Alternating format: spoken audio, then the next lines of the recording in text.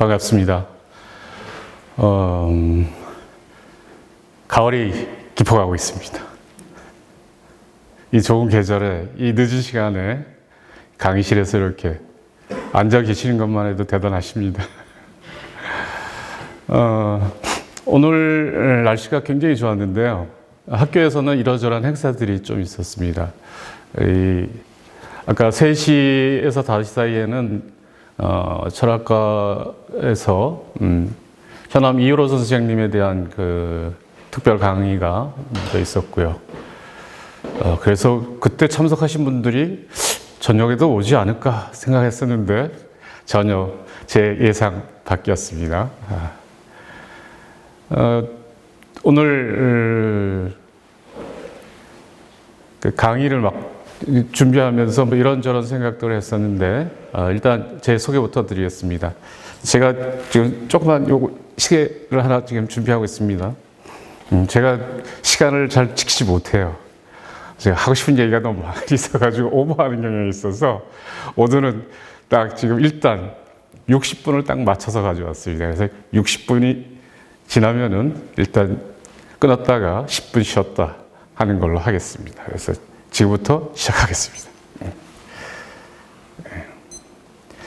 저는 우리 전남대 혼암학과에서 학생들을 가르치고 같이 공부하고 있는 김경호입니다. 인사드리겠습니다. 네, 반갑습니다. 시민자유대학과 관련한 얘기는 많이 들었는데 막상 오늘 여러 선생님들 같이 만나 뵙게 돼서 대단히 반갑고요. 그리고 이번 그 8개 강좌를 이제 구성하면서 박구영 이사장님이 저한테 뜬금없이 전화를 주셨어요. 좀 강의 좀 뭐 해줄 수 있냐고. 그래서 처음에는 좀 생각을 했는데 흔쾌히 한번 해보지요 라고 얘기를 했습니다. 그래서 광주와 관련된 광주 유학 이런 말씀을 좀 해달라고 얘기를 했어요. 그래서 제가 그걸 바꿨습니다. 이 제목을 바꿨죠. 광주 도학과의라고 하는 내용으로 바꿨습니다.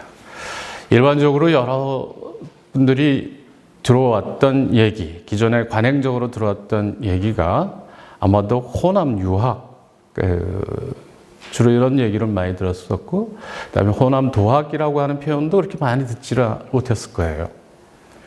그런데 도학이라고 하는 저런 이름을 턱 걸으니까 도학이 뭐지? 부터 이제 생각하시는 분들이 생겨날 것 같아요. 저는 오늘 이 주제를 가지고서 어떤 말씀을 올리고 싶냐면은, 자, 이제 이런 얘기를 하고 싶은 겁니다. 호남, 광주, 도학, 의 이런 얘기를 통해서 이런 주제를 통해서 저는 이 얘기를 하고 싶어요. 한 문장으로 오늘 강의를 한 문장으로 써봐라 라고 할 때 제가 쓸 수 있는 얘기입니다. 살아가야 할 그리고 일상의 사유와 낯선 감성에 관한 도래할 오래된 이야기다 라고 하는 게 오늘 강의 한 줄 내용입니다. 그럼 광주, 도학, 의 이런 내용이 도대체 여기에 다 응축되어 있습니다. 사실 오늘 제가 강의할 내용은 이 첫 번째 페이지의 제목, 그리고 두 번째 페이지의 이 한 줄, 그리고 세 번째 페이지의 요 키워드로 다 정리가 될 수 있는 내용입니다. 이게 무슨 말씀? 의아해하실 거예요, 아마. 그런데 제가 PT를 38장을 준비를 했지만은 이 38장 더 많이 더 준비를 할 수도 있었는데 이제 줄인 게 38장이었습니다만은 그 내용을 핵심 정리해라라고 하면 딱 두 장으로 정리가 됩니다. 요 세 번째 페이지, 삶의 품격, 인생의 가을, 불원복이라고 하는 요 내용과 살아가야 할 일상의 사유와 낯선 감성에 관한 도래할 오래된 이야기다. 이게 도대체 무슨 말인가? 이 뜬금없는 이야기같이 들려서 목소리가 잘 안 들리. 마이크를 써야 되겠죠?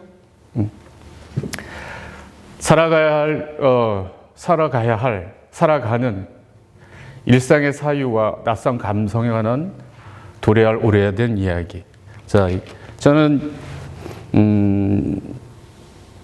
삶이라고 하는 주제를 오늘 강의의 핵심 내용으로 넣었어요. 관행적으로 여러분들이 알고 있는 유학이라고 하는 것이 어떻게 각자의 그 마음속에 혹은 배움 속에 담겨져 있는지 모르겠지만은 저는 그 유학이라고 하는 전통 시대의 삶이었고 학술이었고 정치였고 공기였고 물이었고 음식과 같았던 그런 내용이 우리 시대에 다시 얘기가 된다면은 뭘로 얘기가 될 수 있을까라고 했을 때 저는 도래할 오래된 이야기다라고 하는.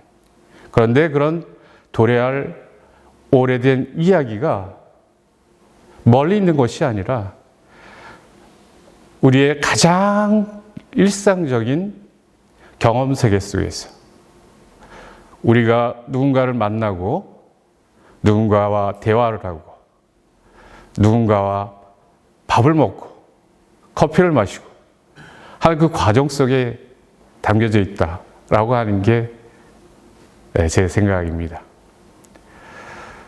그래서 단순히 이 강연에서 다루고 있는 내용이 오래된 주제를 다루고 있지만은 옛날 얘기를 하려고 하는 것이 아니에요.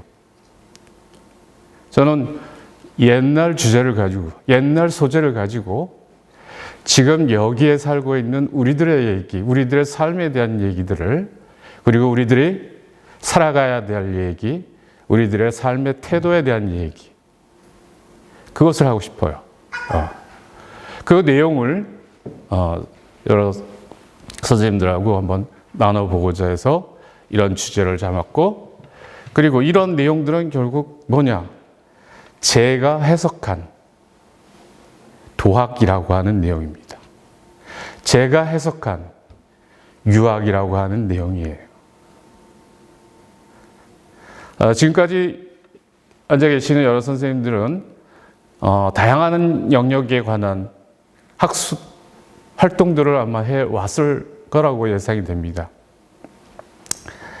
그런데 제 수업 시간 동안만은 뭐냐면은 주어진 일방적인 얘기가 아니라 여러분들이 한번 여러분들의 얘기들을 어떻게 만들어낼 수 있을지를 한번 상상하는 그런 시간이 됐으면 좋겠습니다.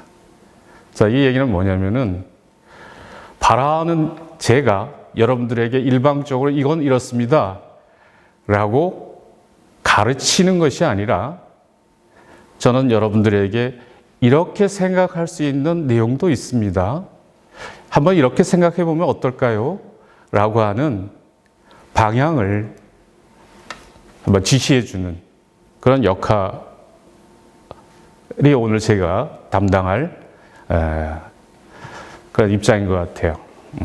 그래서 저는 오늘 여러분들에게 오늘 주로 다룰 얘기가 16세기 조선 유학 안에서 벌어졌던 조선사회 안에서 벌어졌던 다양한 학술, 정치, 문화와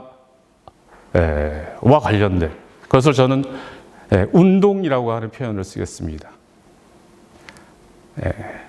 운동이라고 하는 형식을 통해서 새롭게 제기됐던 삶을 대하는 태도, 그리고 자기 스스로의 삶을 대면하면서 타자와 어떻게 관계를 맺으면서 살아갈 것인가 하는 것에 관한 그 고민의 얘기들을 우리식으로 지금 여기에 계신 여러분들의 입장 속에서 한 번쯤 생각해 보시라 하는 내용들을 담아봤습니다.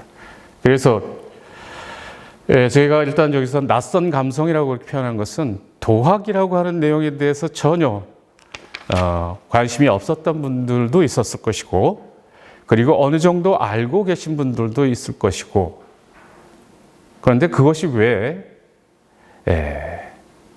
지금 이 자리에서 다시 호명이 돼서 호출이 돼서 제 강의 속에서 여러분들의 수업 중에 얘기가 될 수 있는지를 같이 한번 생각해 보자라고 하는 겁니다. 그래서 궁극적으로는 뭐를 할 것이냐? 여러분 얘기, 각자의 얘기들을 써야 되지 않을까 싶습니다. 나의 얘기가 아니라 여러분 각자의 얘기. 그래서 도래할 오래된 이야기라고 제가 적은 것은 이 광주라고 하는 지역에서 벌어졌던 적어도 500년 전에 있었던 여러 가지 사건들 가운데에서 특별히 주목되는 두 인물과 관련된 내용을 통해서 내가 살아가야 될, 내가 감당해야 될 내 삶의 무게들을 한번 저울질해보는 그런 시간이 됐으면 좋겠다라는 생각입니다. 저는 철학을 전공했습니다. 저는 한국 철학 전공자고 제 주 전공은 16세기 유학입니다. 저는 유학 전공자인데 이런 얘기를 하고 있습니다. 지금은 호남학과에서 지역 지성사와 관련된 얘기, 그리고 비판적 지역학이라고 하는 얘기, 그리고 한국 유학에 있어서의 감성과 관련된 얘기를 주로 제 연구 영역으로 삼고서 학생들하고 같이 공부하고 가르치고 있습니다. 자, 광주, 도학, 의 저렇게 한 줄로 썼는데 좀 이렇게 좀 뭔가 좀 다가오십니까 이제? 아직도 낯설기 마찬가지일 것 같은데요. 일단 어렵고 딱딱한 얘기 같은데 저는 어렵고 딱딱한 얘기를 하려고 여기 지금 쓴 건 아닙니다. 자, 미리 결론을 내리고서 얘기하면 별로 재미가 없겠지만은 제가 얘기 드리려고 하는 핵심 내용, 아까 한 줄로 요약된 그 주제가 저는 이 세 가지 키워드로 오늘 얘기를 할까 합니다. 사실 요 한 페이지 가지고 한 3주 정도의 강의를 해야 될 그런 내용이기도 합니다. 예, 짧은 시간에 이 내용을 전체 다 설명드리는 것은 한계가 있지만은, 그런데 이 내용들이 도대체 뭘 의미할까를 한번 생각해 보시면은 제 강의의 의도가 여러분들께 조금이라도 좀 전달될 수 있지 않을까 싶습니다. 제가 첫 번째 키워드로 삼았 이 내용은 바로 뭐냐면은 삶의 품격이라고 하는 것입니다. 자, 우리가 살아가는 여러 다양한 방식들이 있습니다. A급으로 사는 사람도 있고, B급으로 사는 사람도 있고, C급으로 사는 사람도 있습니다. 어떤 분은 자기는 스스로 B급이다라고 선언하면서 B급의 삶의 태도들을 마음껏 던지면서 사는 사람도 있어요. 자, 그런 분들이 그냥 삶을 막대하듯이 사는 사람들이 그렇게 없는 듯해요. 스스로를 자기가 어떤 급이다라고 규정 내리고 있는 분들은 보니까 오히려 그 규정 안에서 훨씬 더 자유롭게 살려고 자기 스스로를 단련하고 주무하시는 그런 분들이 많은 것 같습니다. 근데 제가 이제 삶의 품격이라고 하는 저 내용을 광주의 도학의와 관련해서 쓰는 이유 중에 하나는 적어도 도학이라고 하는 의라고 하는 저 개념에 대해서 고민한 사람들은 자기 스스로에 대해서 일정한 삶의 품격을 가지려고 노력을 했던 사람들이 아닐까 싶어요. 그래서 그런 삶의 품격이 아주 높은 차원의 숭고 이런 것도 있지만은 고상함도 있지만 저는 오늘 제가 말씀드리는 핵심 내용 중에 하나가 일상성입니다. 유학이 가지고 있는 가장 일상적인 비근한 세계 속에서 우리는 어떻게 살아가야 될 것이냐라고 하는 것을 지금 묻습니다. 그래서 어떻게 살 것이냐, 무엇을 할 것인가, 그래서 내 삶을 나는 스스로 어떻게 대면할 것인가. 여기에서 삶의 품격이 결정되지 않을까 싶습니다. 아무리 좋은 옷을 입고 좋은 차를 운전하고 좋은 것들을 많이 보고 학습한다고 하더라도 이 기본적인 자기에 대한 숙고, 성찰이 전제되지 않는다면은 과연 그 삶이 얼마나 빛날 수 있을까 하는 생각을 해봅니다.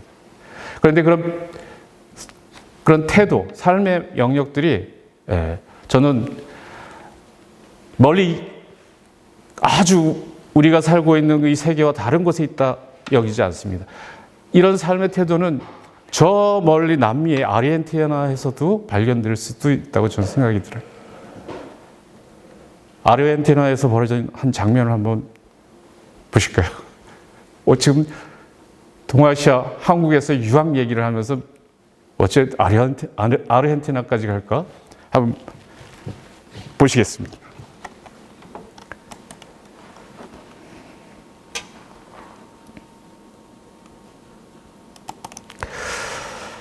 제가 준비한 영상 중에 하나가 이겁니다.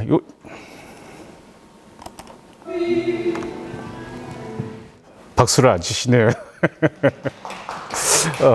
별로 흥미가 없습니까? 이 가수는 아르헨티나에서 남미권에서 대단히 아주 각광을 받던 가수인데 부당함에 대해서, 억압에 대해서, 폭력에 대해서 맞서서 많은 사람들에게 싸울 수 있는 힘과 용기를 줬던, 영감을 주었던 그런 여성입니다. 제가 삶에 감사하며라고 하는 조금 전에 그 영상을 보여드렸던 것은 이 도학을 공부했던 사람들이 가졌던 태도, 그것이기도 합니다. 삶을 감사하면서 자기 삶의 품격을 어떻게 유지할 수 있는가. 누구에 의해서 주어지는 것이 아니라 내가 만들어야 될 나의 삶이라고 하는 것. 그것에 대한 온전한 책임을 내가 감당하고 내 친구가 함께, 내 동료와 함께, 내 가족과 함께, 내 공동체와 함께 그것을 만들기 위해서 노력했던 사람들이 바로 이 도학을 공부했던 사람들입니다. 그래서 저는 메르세데스 소사라고 하는 저 가수가 장쾌하게 내뱉는 저 일상적인 언어들이, 일상적인 행적들이 우리가 살아가는 세계와 크게 다르지 않다라고 하는 것이죠. 아까도 말씀드렸지만은 도학이라고 하는 얘기를 들으면 뭔가 여러분들한테 선입견이 있어서 우리의 일상적 세계와는 다른 낯선 어떤 고온하고 고상한 이것으로 생각하는데 그게 아니라 가장 비근한 일상의 여러분들의 만남의 세계 속에 삶의 진실이 담겨져 있다라고 합니다. 그 진실을 획득할 때 부당함에 대해서, 억압에 대해서, 모순에 대해서 싸울 수 있는 힘과 용기가 생긴다. 그런데 그게 그냥 만들어지는 것이 아니라 가장 비근한 일상적인 실천을 통해서 내 몸속에, 내 마음속에, 내 행위 속에 들어온다라고 하는 것들이. 그걸 embodied라고 이렇게 얘기하는데요. 체화, 체득된다라는 표현을 씁니다. 유학이라고 하는 가르침에서 많이 얘기했던 내용이기도 하지만 그것이 더 심화돼서 강조됐던 학술의 방식과 삶의 태도가 바로 도학이라고 하는 것인데, 그 도학은 바로 일상 속에서의 삶을 내 스스로가 어떻게 품격 있게 만들 것이냐라고 하는 것. 성스럽게 만든다라고 하는 것이 아니라 가장 비근하게 옆집에 아저씨를 만나면 안녕하세요 인사할 수 있고, 할아버지를 만나면 절을 할 수 있고, 할머니를 만나면 할머니한테 가서 인사도 드릴 수 있는 그런 것들이 가능했을 때 우리는 위태로운 상황에서 총을 들 수가 있고 칼을 들 수가 있다라고 하는 것이지, 먼저 총, 칼을 들 수 있는 마음을 배운 다음에 그래서 전쟁터로 나간다? 이건 말도 안 되는 얘기예요. 그래서 저는 오늘 수업에서 절이란 말을 잘 쓰지 않을 겁니다. 광주 하면은 절의 듯이 의향, 예향, 미향 얘기하면서 엄청나게 의에 대해서 얘기하는데 저는 얘기하지 않을 겁니다. 그런 방식의 절의, 예, 의 얘기하지 않을 겁니다. 저는 가장 일상적인 발음에 대해서 얘기를 할 겁니다. 가장 일상적인 오름에 대해서, 가장 일상적인 적절함에 대해서 얘기를 할 겁니다. 그래서 그 적절함을 우리가 찾을 때 그자가 갖고 있는 삶의 품격이 만들어질 수 있지 않을까 싶습니다. 그 품격은 똑같이 재단에 대해서 있는 것이 아니라 그 사람 나름의 역할과 위치에 따라서 다를 수밖에 없다라고 하는 것입니다. 그래서 그 사람이 가지고 있는 그것만큼, 그 눈높이의 세계만큼에서 서로 다른 품격들이 만들어진다면은 우리가 사는 세상이 과연 어떻게 변모할 수 있을까? 그것을 한번 상상해 보셨으면 좋겠습니다. 자, 그게 저는 제가 말씀드리는 삶의 품격입니다. 두 번째는 인생의 가을이라고 하는 얘기인데요. 계절적으로 지금 가을입니다. 그렇죠? 가을은 어떻습니까? 만물이 무성하게 성장하다가 결실을 맺으면서 이제 점차 겨울을 준비하는 그런 시간입니다. 그 가을의 시간, 삶의 오후라고 하는, 저는 인생의 가을이라는 표현을 썼지만은 삶의 오후라고 하는 표현을 아주 좋아합니다. 저녁하고 다른 오후의 시간이라고 하는. 저녁은 뭔가 미네르바의 올빼미가 등장할 것 같아서 좀 긴장되는 그런 시기이기도 합니다.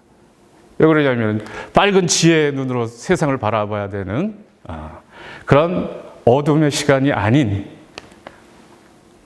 낮으로부터 밤으로 진입하기 직전의 그 오후의 시간, 그 시간을 우리는 지금 맞고 있지 않을까 싶습니다. 제가 말씀드린 삶의 품격의 시간도 그 시간 속에서 아마도 결정이 될 듯합니다. 우리의 인생의 시간을 놓고 보면은 초년, 중년을 지나서 노년에 들어가기 직전의 장년의 시간이 지금 인생의 가을이 아닐까 싶어요. 그럼 인생의 그 가을, 장년의 시간에는 그럼 우리는 뭘 해야 될 것이냐라고 하는 거예요. 어떻게 살아야 될 것이고. 그래서 노년으로 가기 직전에 내 삶을 어떻게 대면할 것이냐라고 하는 거예요. 제가 말씀드린 이 일상적인 내용이 받아서 적으면은 어떤 내용이 되느냐. 그게 바로 의입니다. 의가 지금 말씀드린 내용이에요. 의가 오를 의자가 그런 뜻이에요? 마음속에 뭔가 반문이 생길 것 같은데요. 바로 오를 의자는, 저 의자는 가을의 시간을 얘기하는 겁니다. 그래서 저 가을의 시간 속에서 특별히 더 의라고 하는 것을 여러분들이 볼 수 있는 시기가 옵니다. 언제 오느냐? 서리가 내릴 때입니다. 추상 같다라는 표현을 쓰죠.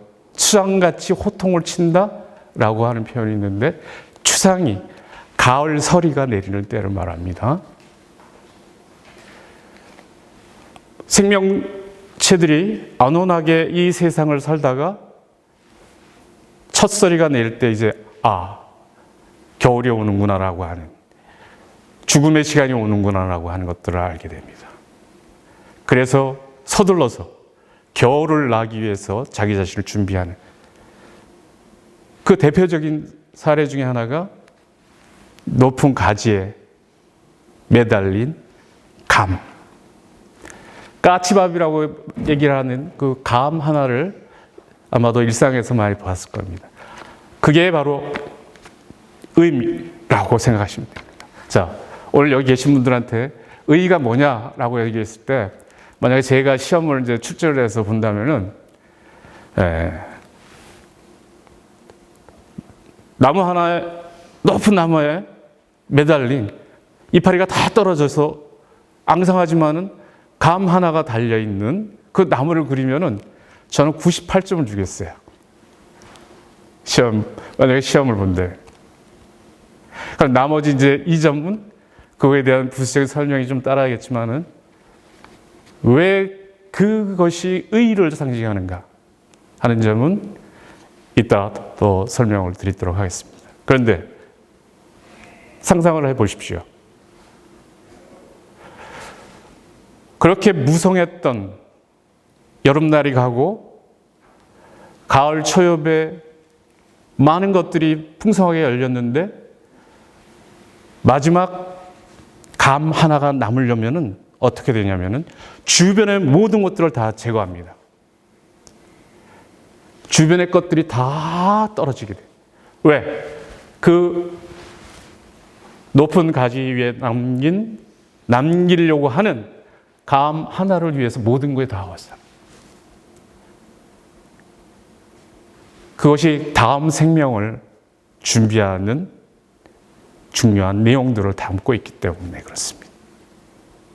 바로 의는 바로 이런 내용을 갖고 있어요. 자주불의한 모든 것들이 사라져버린 마지막 정수와 같은 것.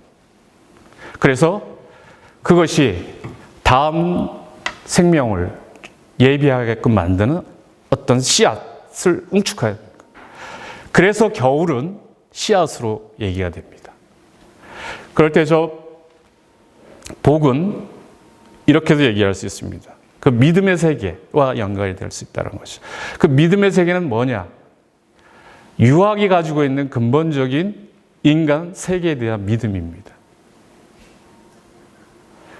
인간에 대한 세계에 대한 믿음, 유학이 강조하는 게 뭐겠어요? 인간은 악한 존재다가 아니라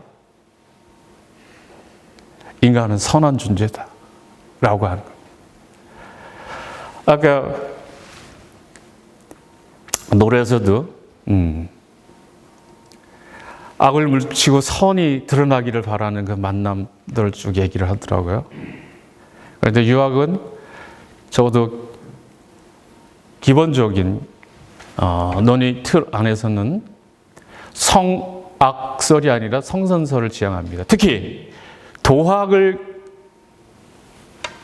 지향했던 사람들은 더더욱 그렇습니다. 기본이 성선설이에요. 그러니까 성선설은 맹자가 얘기했지만은 이 도학을 제창하는 사람들은 북송시대라고 하는, 그러니까 북송시대면은 우리 고려하고 이제 연관되는 그때죠. 8세기, 9세기를 넘어서 10세기, 11세기까지인데 이 시대를 살면서 새로운 유학이 등장하는 것이 바로 도학의 얘기인데 이 사람들은 바로 인간을 성선의 존재라고 보는 겁니다. 그래서 불원복이라고 하는 저 얘기는 뭐냐? 우리가 아무리 지금 어려운 시간을 살아가겠지만은 이 또한 지날 것이다. 지금 여러분들이 살고 있는 이 시대, 뭐 특정한 정치인을 얘기하지는 않겠습니다. 정치적 국면을 얘기하지는 않겠지만은 답답하고 말도 안 되는 이런 시간들은 건너가리라. 그런데 그냥 건너갈 수가 없어요. 어떻게 해야 됩니까? 그 시간을 감당하기 위해서 준비해야 될 많은 것들이 있죠, 사실은. 그냥 주어지지는 않습니다. 마치 감 하나가 남기 위해서 그 많은 것들이 다 제거가 되는 것처럼 새로운 세상, 복의 세상이 오려면은 부조리하고 모순에 찬 것들이 제거가 돼야지만이 새로움이 등장할 수 있다라고 합니다. 그런 믿음, 그런 용기, 그래서 진군할 수 있어야 된다라고 하는 것이거든요. 그냥 막연히 기다려라가 아닙니다. 대한제국에서 의병들이 왜 불원복 태극기를 걸고서 전투를 벌였을까라고 할 때 그냥 기다리면 좋은 세상이 올 텐데 그게 아니죠. 누군가는 앞서 나가서 그 부조리함에 대해서, 폭력에 대해서, 억압에 대해서 옳지 않다라고 외칠 때 그런 현상들, 사건들이 정리가 될 수 있는 것이지 막연히 그냥 오지는 않습니다. 바로 그런 내용들을 자기 삶의 신조로 삼았던 사람들, 그래서 부당함에 대해서 목숨을 내걸고 싸웠던 사람들, 그런 사람들의 태도가 바로 도학의의 내용입니다. 그래서 제가 그랬죠. 저 2페이지만 가지면은 우리 수업 내용을 다 할 수 있다고 얘기했잖아요. 벌써 40분이 지났어요. 자, 이제 지금부터 이제 말씀들은 강론에 들어갈 텐데, 마지막 저 페이지에서 제가 저런 내용들이 결국 어디로 귀착될 것이냐라고 했을 때 바로 역사 미래주의라고 하는 표현을 썼습니다. 이 역사 미래주의라고 하는 표현은 제가 쓰는 학술 용어입니다. 다른 사람이 쓰지 않아요. 역사주의라고 하는 표현이 있고 미래주의라고 하는 것이 있는데 저는 유학을 바라보는, 특히 도학이라고 하는 내용을 바라볼 때 제가 가지고 있는 저의 학술적인 관점은 역사 미래주의다라고 하는 겁니다. 역사는 그 역사를 감당해내는 주체들이 만들어가는 것일까? 아니면은 그냥 우연적인 사건들의 연속일까? 많은 논란들이 있었습니다. 근데 역사주의라고 하는 그 내용들이 19세기, 근대 이후로 저게 대두되기 시작하면서 인간의 역할에 대한 것들을 강조하면서 역사주의라고 하는 것들이 등장하기 시작했어요. 그런데 동아시아의 전통에서는, 유학의 전통 안에서는 역사주의라고 하는 것이 대단히 중요합니다.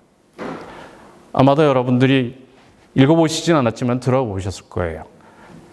공자가 썼다고 하는 역사책, 춘추. 그렇습니다. 이 주나라가 서주에서 동주로 이렇게 변해갑니다. 천하세계라고 하는 그 관념들이 깨져갈 때, 그때 등장했던 많은 영호골들이 나오기도 하지만은 패권을 차지하려는 왕들이 등장합니다. 그 역사의 기록을 공자는 적어 놓은 곳이 바로 춘추라고 하는 건데 거기에서 춘추 필법이라고 하는 내용들이 나오는 겁니다. 사실 그대로 기록해내는데 그런데 거기에다가 포평이라는 방식을 가지고 있습니다. 평가를 달리 해놓습니다. A라고 써야 될 때를 B라고 써가지고 그 사람 상태를 써놓는 방식들로 이렇게 표현해냅니다. 그러면 사람들이 저 사람이 무슨 행위를 했고 어쩌고 저쩌고 듣지 않아도 얘가 몹쓸 존재였구나. 몹쓸 인간이었구나. 몹쓸 왕이었구나. 그걸 사람들이 알게끔 한 게 춘추필법이라고 합니다. 바로 그거는 미래를 믿는다기보다도 다음 세대에 대한 믿음을 가지면서 현재를 살아간다고 하는 의미가 됩니다. 그러니까 지금 당장은 사람들이 모를 수 있지만은 그러나 그 행적들이 고스란히 다음 세대에게 전달이 돼서 그 자가 행했던 모든 것이 폭로될 것이다라고 합니다. 그러니까 어떻습니까, 우리가?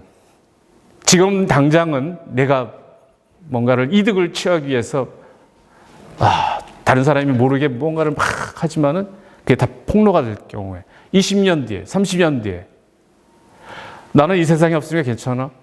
자식들이 감당해야 될 몫이고 후손들이 감당해야 될 몫입니다. 공자는 그런 얘기들을 해 주었습니다. 그게 춘추가 가지고 있는 엄청난 힘입니다.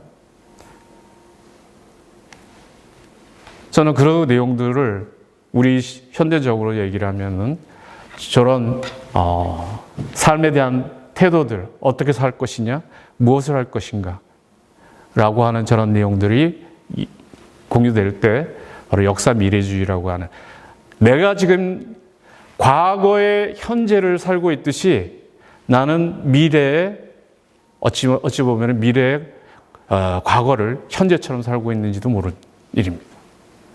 그러니까 내가 지금 살아가는 나의 시간이 어때야 된다라고 하는 그 책무가 우리들한테 주어져 있다고 하는 겁니다. 바로 그러한 존재, 그러한 역할을 담당하고 있는 사람들이 우리들 인간이다라고 하는 그 선언을 이 도학의라고 하는 내용을 하고 있어요, 사실은. 근데 그것을 우리는 뭉뚱그려가지고 뭐 동양 철학에서 유학에서 그런 얘기를 하고 있겠지라고 생각하는데 유학이라고 하는 내용은 매 시대마다 다른 형태의 방식들을 가지면서 자기들이 가지고 있는 시대 정신에 대한 것들을 강화하면서 현실과 만나면서 새로운 얘기들을 구성해가는 것들이었어요. 그러니까 2500여 년을 지속하면서 존재할 수 있었던 겁니다. 단순히 고리타분한 얘기가 아니라 그런 가치가 있었기 때문에 존속 가능하지 않았을까 싶습니다. 그 가치의 1번이 결국 뭐겠어요? 바로 세계에 대한 믿음이고 인간에 대한 믿음이고 이 우주 자연에 대한 믿음이었어요. 그래서 유학에서 가장 중요하게 생각하는 한마디가 뭐냐면은 정성을 다하겠습니다입니다. 이게 무슨 말입니까? 정성 성자가 바로 유학이 가지고 있는 최고의 언어입니다. 최고의 개념이고 도보다도 더 중요합니다, 사실은. 도라고 얘기하는 우리 도학이라고 하는 내용이 결국 지향해야 될 바가 뭐냐? 정성성자를 찾는 겁니다. 말씀 언변에 이를 성자를 쓰는 거 있잖아요. 그 성자를 찾는 것, 그 정성스러움을 내가 일상에서 실행하고 다른 사람이 그렇게 살아갈 수 있는 세상, 그게 가능할 때 바로 역사 미래주의라고 하는 것들이 가능하지 않을까. 그러니까 유학은 어찌 보면은 특히 도학의 그 내용은 굉장한 미래에 대한 낙관적인 생각을 가지고 있습니다. 저는 낙관론자는 아닌데 유학을 전공해서 조금 바뀌었어요. 비관적 낙관론자다. 이렇게 얘기합니다. 말도 안 된다고 생각하지만은 비관적이지만 그래도 좋아질 것이다 라고 하는 믿음을 갖습니다. 그런데 그 믿음의 핵심이 뭐냐? 바로 우리가 거기 있기 때문에 가능한 건데, 우리는 거기서 어떻게 무엇을 할 것이냐 라고 할 때 바로 우리가 살아가는 이 일상은 결국 삶 정치의 일상이다라고 해요. 우리의 삶이 정치와 무관한 삶이 아니라 그 정치적인 삶을 우리는 살아가고 있다라고 해요. 매 순간 정치적이에요. 정치인들이 특별히 정치를 하는 게 아니라 여러분들이 지금 자리에 앉으신 것도 정치적인 겁니다. 지금 이제 졸리기도 한 그런 시간이 됐습니다만 이것도 다 정치인 거예요. 자, 제가 농으로 이렇게 말씀드린 게 아니라 저는 기본적으로 해서 제가 가지고 있는 유학에 대한 관점은 유학은 삶 정치다라고 하는 그런 개념을 가지고 있어요. 그래서 이 도학이라고 하는 얘기를 하면서도 삶 정치와 무관한 별개 어떤 고온하고 전혀 현실과 맞지 않은 얘기들을 하는 그런 내용은 저하고는 맞지 않는 얘기일 것 같습니다. 적어도 저는 일상을 통해서 가장 비근한 세계 속에서 그 아름다움을 찾고 숭고함을 찾고 격조 있음을 찾는 그런 내용들이 우리가 매일매일 대면하는 여러분들이 만나는 세계, 거기서부터 시작한다라는 얘기를 하고 싶습니다. 지금 한 50분 정도 했습니다. 힘드시죠? 다음 그림으로 이제 넘어가도록 하겠습니다. 자, 제가 다음 그림에서 페이지에서 준비한 자료는 광주에 대한 얘기부터 좀 시작해 볼까 해서 준비했습니다. 그런데 제가 이 자료를 여러분에게 보여주는 것 중에 하나는 광주라고 하는 우리 지역이 가지고 있는 권역 그리고 명칭, 다들 아시는 분들도 있겠지만은 저런 그 지역의 이름들이 영역이 정해지는 그 과정들을 보면 상당히 굉장히 아주 드라마틱한 그런 과정들을 거치고 있다라고 하는 점들을 볼 수 있어요. 자, 여기 지금 본 옛 지리지에서 본 광주라고 해서 제가 가져온 자료가 조선왕조실록에서 세종지리지에 담겨져 있는 내용입니다. 그런데 여기에서 보니까 광주가 장흥도부 밑에 있어요.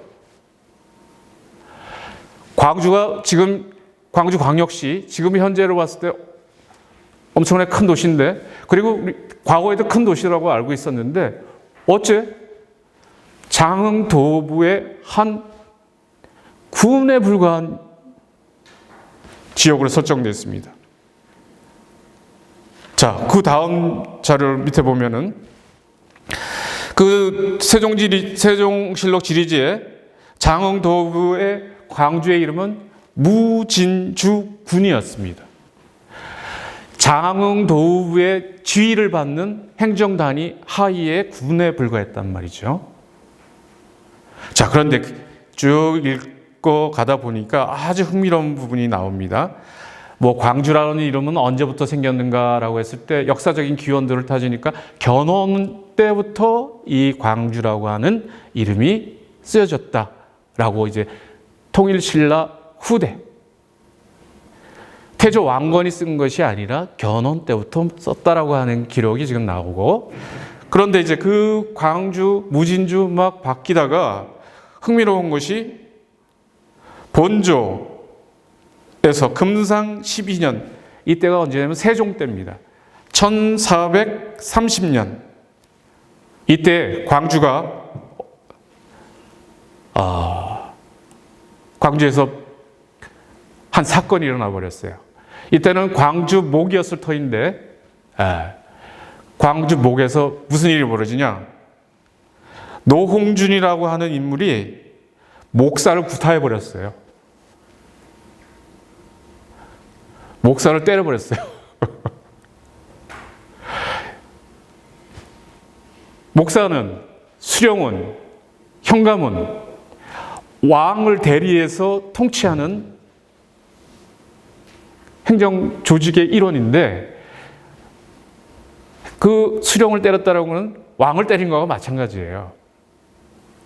그러니까 이게 난리가 나는 거죠.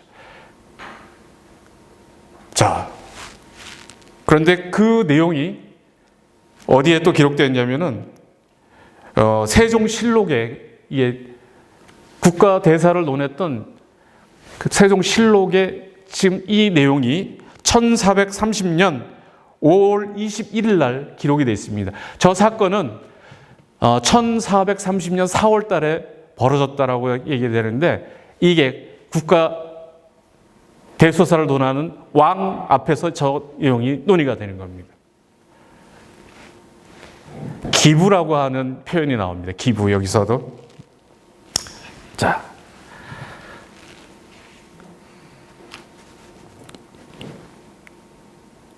광주 목의 한 백성이 관료를 때려버렸어요. 그래서 이게 전국적인 사건이 되어버린 거예요. 그래서 가지고 있던 광주의 그 지위를 한 단계 낮춰버린 겁니다. 목에서 군으로 낮춰버린 겁니다.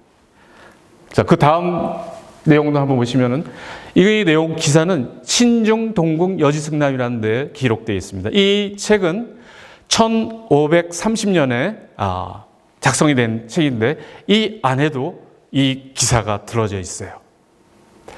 흥미롭게도 일단은 그 광주의 권역을 동쪽으로는 창평면, 남쪽으로는 화순, 남평, 그리고 서쪽으로는 나주, 그리고 북쪽으로는 진원면까지 이렇게 거리가 되어 있는데 서울까지는 725리기다. 자, 심리가 4km를 치면은 됩니다. 그러면은 하루에 이동 거리가 조선시대 말이 이동할 수 있는 거리가 무조건 달리는 게 아닙니다. 정해져 있어요, 거의. 80리 정도가 평균적입니다. 80리를 간다면은 광주에서 서울까지는 며칠요? 9일 정도가 걸립니다. 그 거리에 우리 지역인데, 근데 여기에 기록되어 있는 내용을 보니까 이쪽에 이렇게 보시면은 이쪽 부분에 세종 12년 1430년에 고을사람 노홍준이 목사 신보안을 때렸으므로, 자, 이 앞에는 목사 이름이 거론되지 않았는데 목사 실명까지 지금 거론돼서 이제 나옵니다. 목사 신보안을 때렸으므로 노홍준을 장형에 처하여 변방으로 쫓아내고 강등하여 무진군으로 만들었다가 또 복구가 되는데 어떤 일이 벌어지냐? 성종 20년 1489년에는 판관 우윤공이, 판관은 그 지역에서 두 번째 인물입니다. 이도라고 표현이 되는데 두 번째 목사 다음에 서열이에요. 그런 사람한테 우윤공이 날아온 화살에 맞아버렸어요. 일종의 저격을 한 거야, 이게. 광주에 대한 기록, 제가 이것을 보여주는 이유는 광주는 그렇게 온화한 평화로운 동네가 아니었어요. 뭔가 힘 있는 사람들이 막 자기 힘을 자랑하고 이 거친 사람들이 꽤 많이 살았던 듯해요. 그런데 이 노홍준이라는 인물은 어떤 인물이냐? 기부라고 얘기합니다. 기부. 기생의 남편이라고 얘기하는데, 기생에 빌붙어서 사는 기동서방 이렇게 표현을 했죠. 그런 자들이에요. 왈패의 왈패, 그러니까. 그 왈패가, 그 목사가 자기가 관리하는 어찌 보면 그 기생과 something이 있었나 봐요. 그래서 주워 패버린 거예요. 그런 일부터 시작해서 판관한테 활을 쏘는 일이 벌어지는, 그러니까 광주가 이때는 뭘로 바뀌냐면 현으로 바뀌었어요. 현. 목이 아니라 현. 군, 현, 목 이렇게 목, 그 다음에 군, 현 이렇게 가거든요. 단계가. 그 광주가 어떻게 볼까요? 뚝뚝. 광역시에서 그 지금 군 단위로 지금 바뀐 거예요. 지금. 자, 이 기록들이 이렇게 나오니까 사람들이 광주를 어떻게 인식을 하겠어요? 광주는 의향이다. 여기에는 절대 나오지 않습니다. 그런 얘기야. 자, 그럼 또 한 자료를 한번 보겠습니다. 대동여지도에 기록되어 있는 내용입니다. 1861년에 김종호 선생이, 고산자 김종호 선생이 대동여지도를 만듭니다. 여기가 이제 광주인데요. 여기가 광주. 여기가 무등산입니다. 무등산이 이쪽에 있습니다. 그러니까 지금 저 위쪽으로는 북쪽이고 좀 밑에는 남쪽이라는 걸 기억을 해 두십시오. 지도가 그렇습니다. 서쪽 방향으로는 창평이 있고 동쪽, 동남쪽 중간에 이제 무등산이 여기에 위치가 있는데 이 권역 안에 들어있는 지역이 자 아래쪽으로는 화순, 남평, 저쪽으로는 영광, 저 위로는 장성이 있어요. 자, 이 지역이 우리의 지역입니다. 이 지도를 한번 잘 보시기 바랍니다. 앞서 보셨던 지도하고 이 지도하고 가장 큰 차이점이 무엇일까요?